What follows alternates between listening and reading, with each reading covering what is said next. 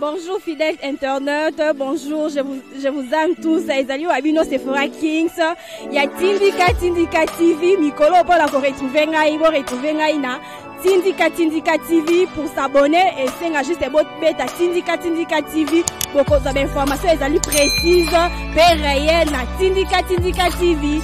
Je vous aime tous, Tindika TV, number 1. Mbote bandeko balandi site national internaute ya Tindika télévision, c'est votre humble servante Sephora Kings. On me sent toujours koyamba na betando mike na bino, bisika no so basana na biso me sala ko kuta na bino. Bon continuer ko s'abonner massivement na kati ya Tindika télévision et ko sala vraiment malamu et puis bo panza basang oyo na bandeko bazui tonte tongonga te ya koyamba ba actualité ya mboka na biso na bosa inte ba boss na papi kelina refin ki sombe o bazwa mi na ngambu ya Angleterre mon vieux Jano ilanga pe na bosa note moi na Londres solo moi na ngiringoto na bosa note mon vieux Jano ilanga nazali na invité na nga awa na kombo ya Guilain Chibwabwa mais na bosa nsusu te ali da tango ya Bénédicte Mwanza ma fraise de partout na bosa note na kosolo la moi ma solo nazali na nga na terrain na mona mboka Guilain Chibwabwa na koloba mbote mona mboka Guilain Chibwabwa. Bonjour madame la journaliste, bonjour na balanyo sur Tindika. Bonjour la fidèle internet, que Dieu vous bénisse dans la période de la pandémie à Covid-19.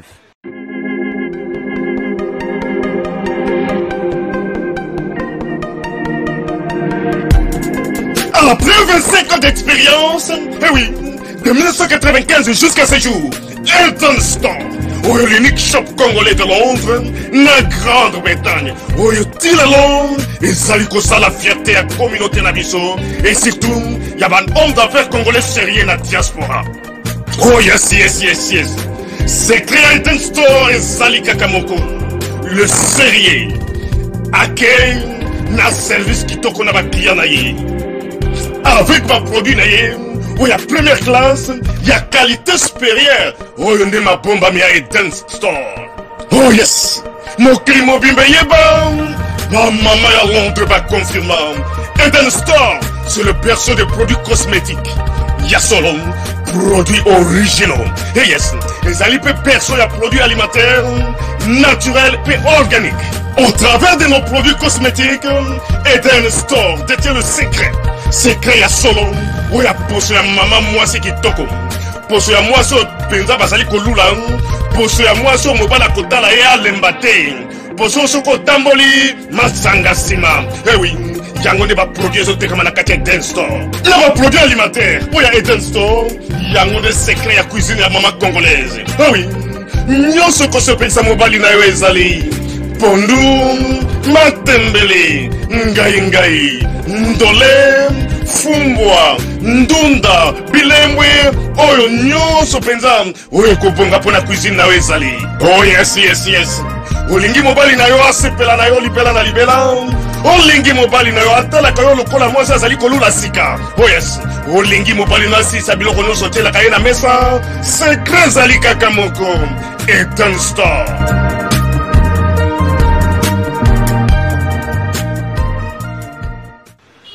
Internaute qui m'a directement l'actualité, moi namboka Guilain Chibwabwa to mona ki lobby matinée ezalaki ya ba maman mais to moni secrétaire général ya parti asili koloba ete ba ministre nyonso o basilaki ko se comporter to ko tambola na ndenge ya bien te ba kozala bien accueilli na union sacrée to lokato zoma nini intervention na yo. Merci madame la journaliste, c'est tout à fait normal. Ba propos à secrétaire général pour na ko recadrer ma ministre na biso ba désobéir qui ba désobéir oyo ba la qui ingratitude parce qu'un ministre so dali ministre outi na paradis outi na planète Mars outi na planète Terre précisément la République démocratique du Congo précisément la partie à compte de l'Union pour la démocratie et le progrès. Mais nous avons vite compris certains ministres certains ministres babima bayanki comme si cabinet ya papa na bango ya bana na bango ya bana kasi na bango siko ministre bongo madame la journaliste ba bonne na ba bonne sa Tindika ministre a un grade azo désobéir na ba ordre ya hiérarchie parce que bazo tirer origine na bona IDPS. Est-ce que la gouvernement union sacrée ba on a bienvenue, je ne pense pas. C'est la raison pour laquelle ceux qui tu n'avais pas respecté la hiérarchie. Cher ministre, comme la prochaine gouvernement et l'union sacrée, parce que vous avez désobéi et puis vous avez manifesté l'ingratitude. Madame la journaliste, même la Bible a dit il faut être reconnaissant dans la vie. Nous sommes à souvenir dans la 100 francs. Il faut être reconnaissant là-bas, bien fait.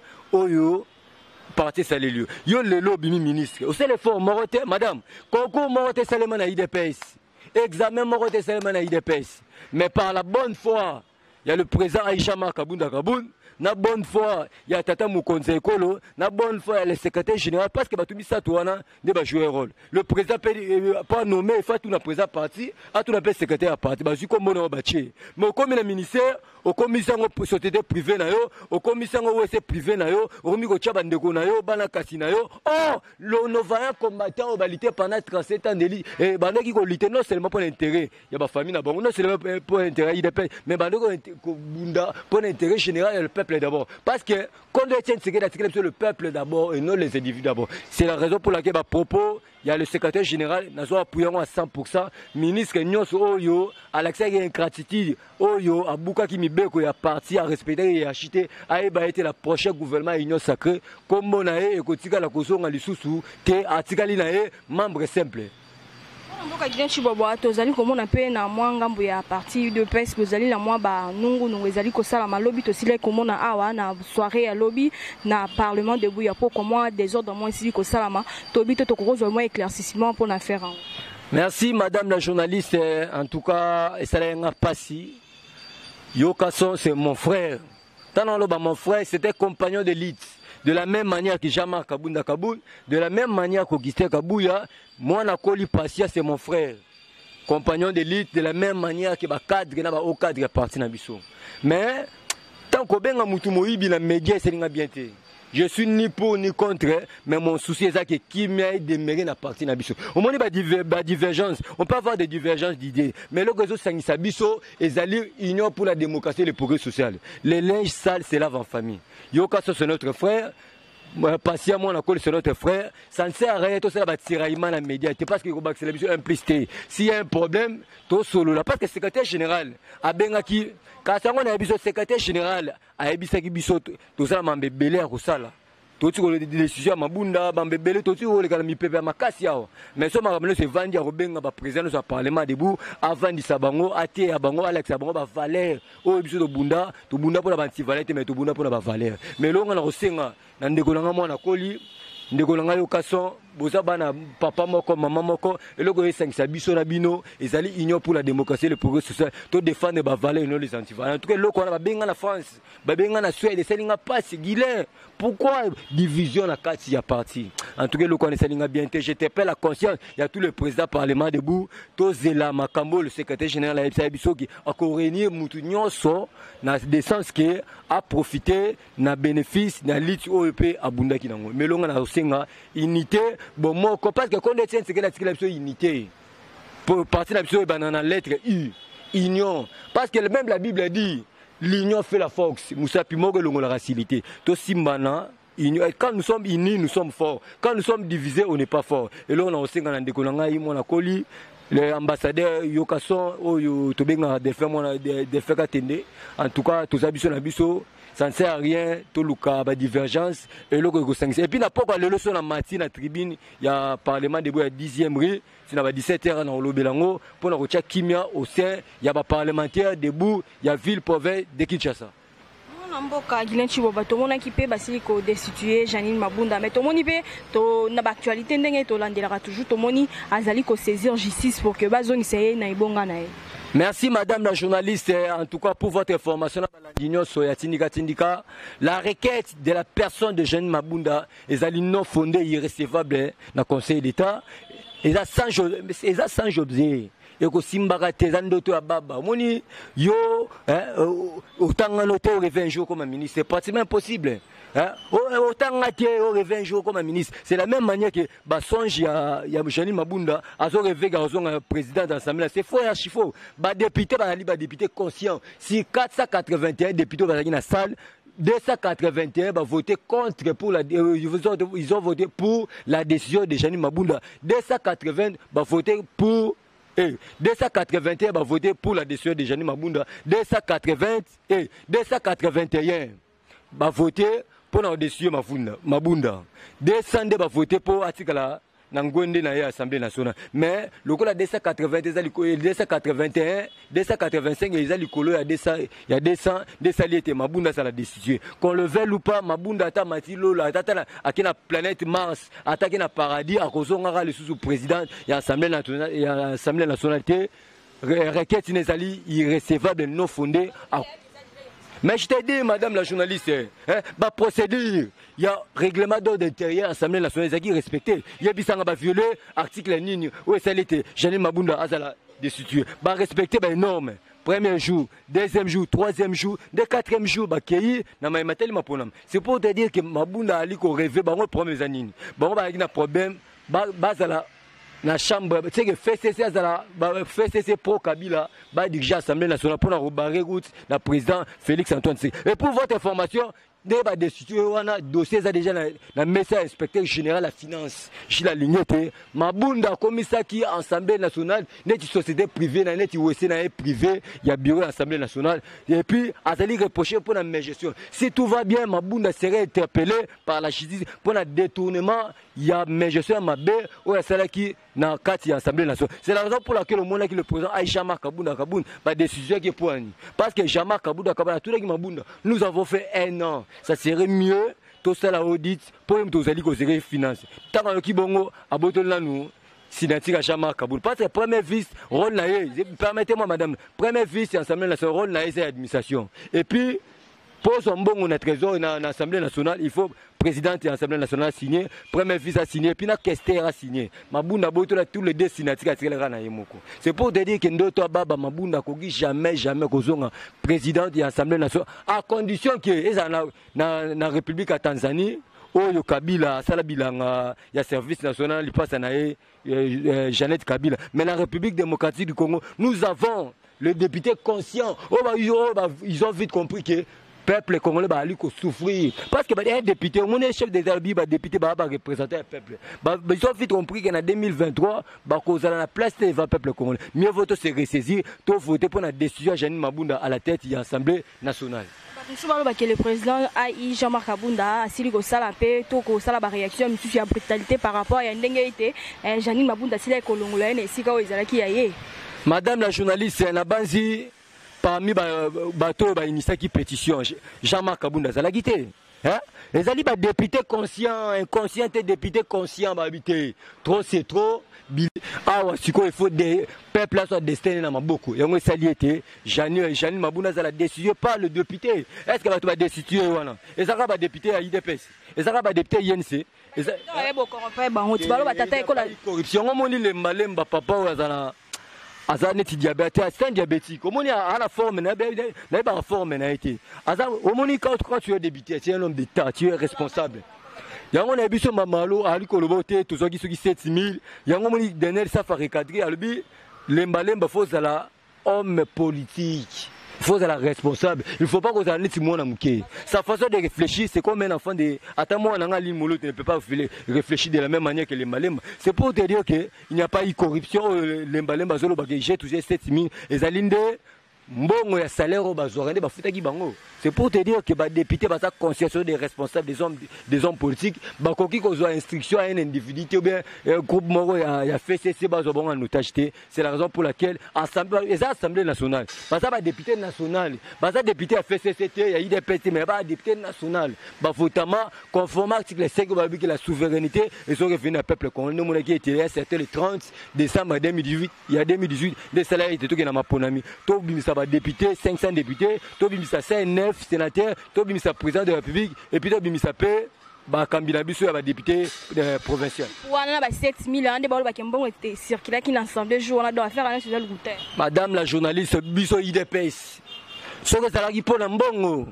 Mais Tolanda Kabila. Kabila fait 18 ans. IDPS à l'opposition. Mais Tolanda a été. Mais comment plus forte raison aujourd'hui, nous avons l'impérium voulu par contre Etienne Tshisekedi. Jamais, Tokuki, jamais. Qu'on y ma corruption et ça dans la partie cher, il y a père de la démocratie, le véritable père de la démocratie Etienne Tshisekedi. C'est pour la corruption, tu es bien noté. Corruption, tout n'a Mabunda. Tout n'a Chadari, tout n'a minaku tuna mova sakani mais biso na IDPS kabu ya ibi corruption te kabu ya ibi corruption te kasa ya ibi corruption biso ba combattant to ibi kaka le peuple d'abord. Le président Félix promet de rapatrier le reste du corps de Lumumba en mois de juin 2021. Merci madame la journaliste. Non seulement rapatriement, il y a premier héros national, père son âme, Emery Patrice Lumumba. Il y a des avancées dans le discours. Le chef de l'État a quelque rendre hommage à les Congolais qui ont fait la pandémie de Covid-19. Et puis qu'il rendre hommage à les Congolais qui ont fait pour la sécurité en Mboka-Nabiso. Et puis à l'obé, nous autres, il y a premier héros national. Et le 30 juin 2021. C'est pour te dire que la carte Félix Antoine Tshisekedi, il a la volonté politique. Ce qui marqué dans ce pays, c'est la volonté politique. Il a aussi l'amour de ce pays. Tu peux faire chance à Osala Mambébélé. Et puis, tant que tu as les sociales, la carte sociale Mambébélé, chef de l'État a bêti, c'était la Mamétali. Oh, a bêti, c'était la Mamétali l'électricité. Mais la Mamétali, société régie des eaux. Il y a des avancées. Avancées Liboso. Chef de l'État, le Bina Kinshasa, mais laissez-moi évoluer. Na régie des autres, aussi 3 sites, il y a Kitoko, pour permettre à la quinoise, mais la main à Kitoko. Tozu, site, il y a bien. Na lemba imboa, tozu site, il y a bien, au pesa, quinoise, mais bien, Moussous na lemba, na Mbiza aux zones, Moussous na Nchili. Tu as 3 sites au chef de l'État Tangi, pour permettre à la quinoise, Maya Kitoko. Token Anzela l'électricité dongo tangiango. Le chef de l'État fongoli maboko na yeye.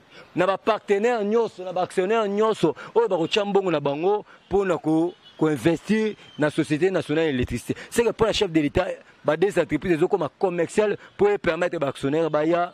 Le comité pour la population va aller là. Pour votre information, projet Aringa est en cours. C'est pour te dire que il y a des avancées dans des entreprises.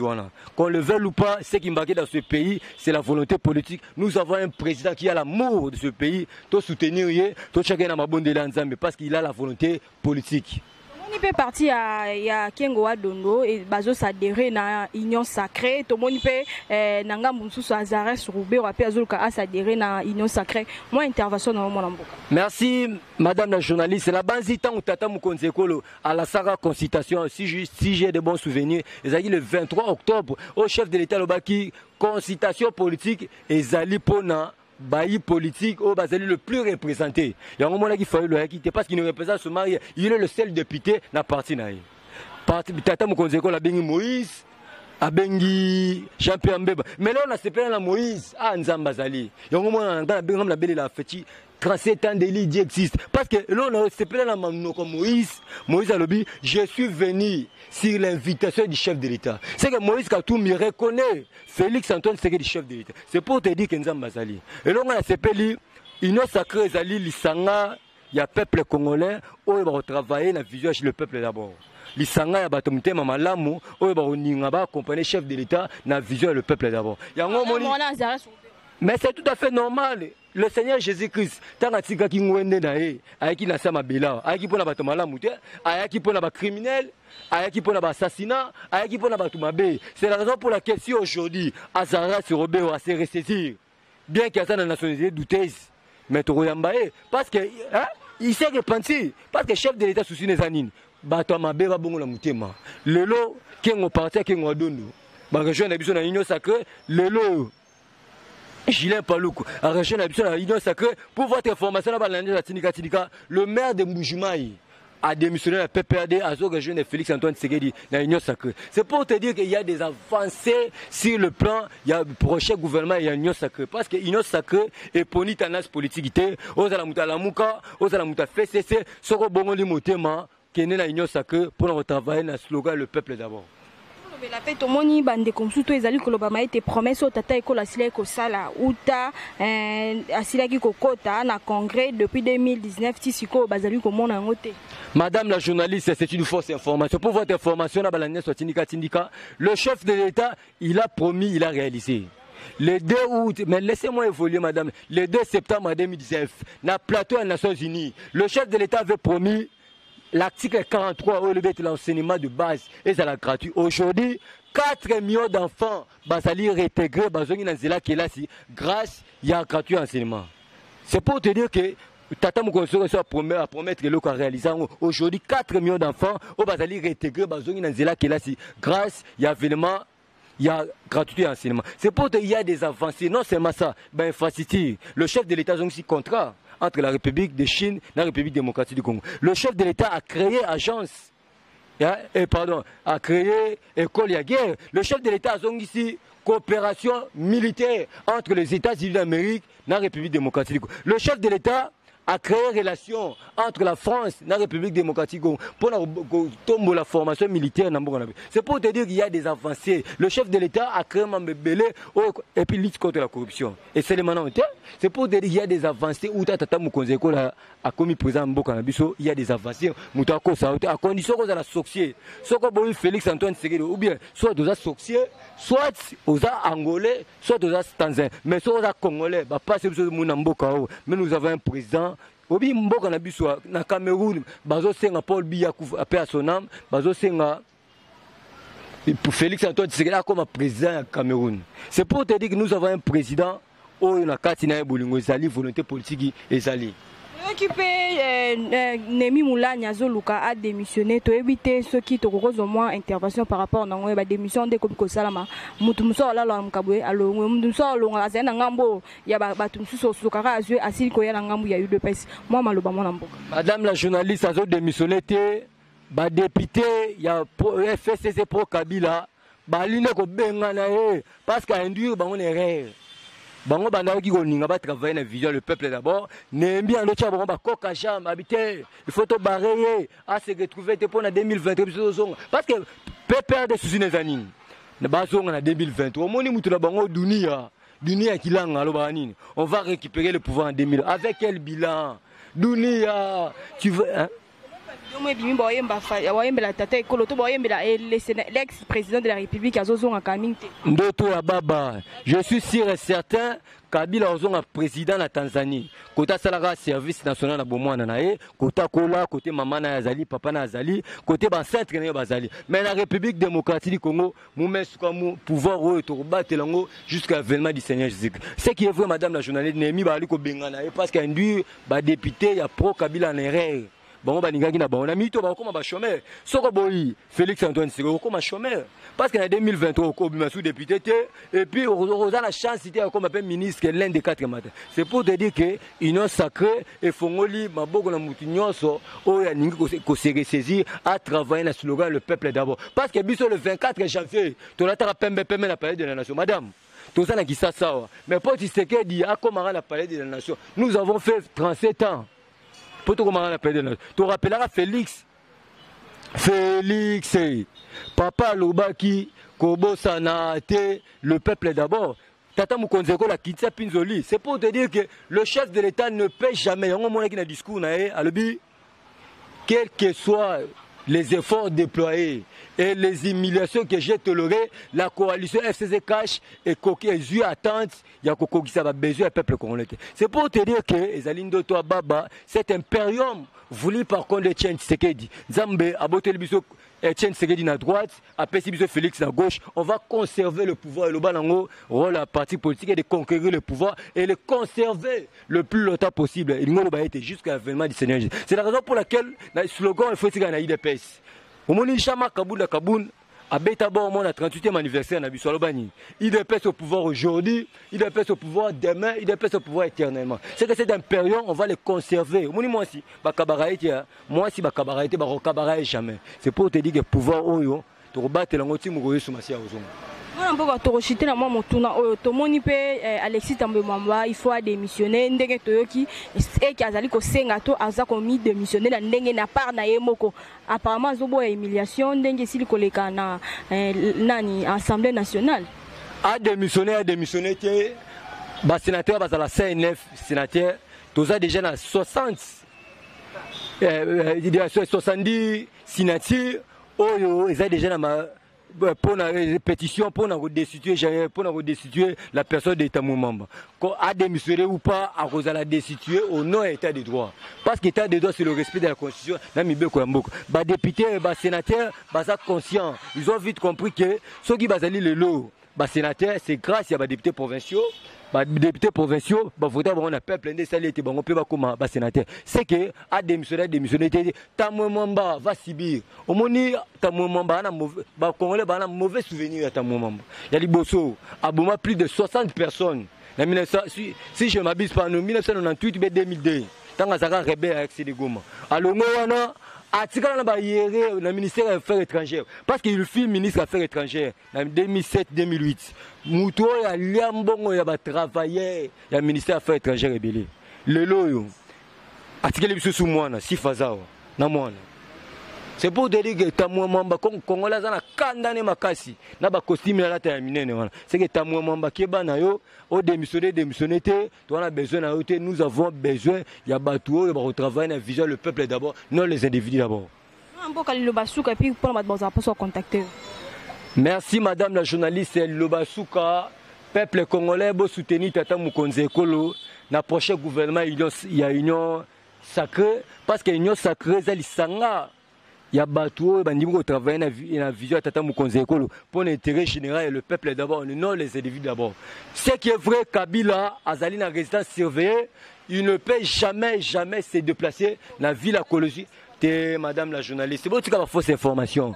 Azana Kolosi, fausse information, fausse rumeur, Azana Kiba, c'est faux et archi-faux. Pour votre information, le gouverneur Yao Katanga, Jacques Kaboula, interpellé ici à Kinshasa. Le gouverneur, Richard Mouyej, interpellé à Kinshasa, et puis Kabila, c'est-à-dire la résidence surveillée, service à ANR et la police nationale, tient déjà déployé ces salami dans la province pour que Kabila, Kimambo Kata, Zalaka, Koloji, Tinenge, Rozon, dans la ville province de Kinshasa. Pour n'ailleurs, à coquille jamais qu'on a double casquette. Nengaza Nazara, sénateur à vie, 680 000 $ à la Rosaron le soutien, à Zozora Rambon, sénateur à vie et non ancien président. C'est pour te dire que Tata Mokonzi Ekolo, quand il y a 4 langues, Moussala est bandit, Moussala est bandit. Ceux qui ont la paix simbote, la maman Nanga Marie-José Mbombo, la Suède Bambote Belé, la paix simbote, la maman Nanga Kapinga, la Belgique Bambote Belé, sans oublier ma fille née Aline Molo, toi porté comme un grand chanteur. Bambote Belé, na pesimbote na Bénédicte Mwanza, Bambote Belé, na pesimbote na Bao Baninganga te. Que Dieu bénisse la République démocratique du Congo, que Dieu bénisse Félix Antoine Tshisekedi, chef de l'État, que Dieu bénisse tous les combattants et combattantes. Ceux qui ont besoin de contacter, plus 243 81 99 18 616. Plus 243 81 99 18 616. Je suis sur WhatsApp, Bobengangai. Bye bye, bye bye. Fidèle internaute, on va la émission na biso. Si pour bandeko bazuli bakoya koyamba biso na kati ya télévision et puis bon partager basango na biso na bandeko nyonso o basili koyamba basango yamba na biso bo s'abonner massivement na kati ya Tindika télévision et ko sala vraiment malamu chaque caméraman na bosanyote Mike Luzaye Diopé na bosanyote. Fidèle internaute ya Tindika télévision to monani na mbala sima. Bye bye.